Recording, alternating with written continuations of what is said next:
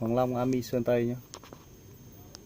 Bỏ buôn số lượng lớn tất cả các loại đồ như găng tay, ba lô, đồ chơi lính Mỹ, quần áo Mỹ.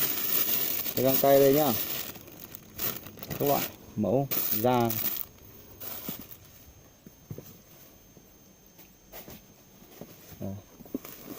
Găng tay đây, găng tay đen này, mô tô sports thể thao,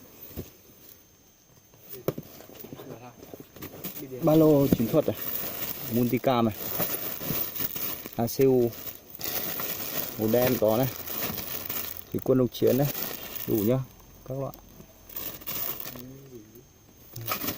loại màu này. Đây là ba lô túi đeo chéo. Đây, còn đây nữa. Ba lô loại size đại nhá. Loại này là dài khoảng hơn 1 mét thôi, to lắm. Đây.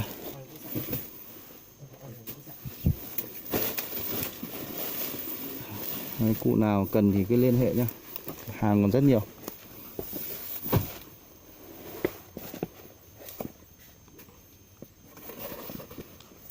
Play. Chủ yếu là ba lô, găng tay. Còn nhiều loại nữa nhé.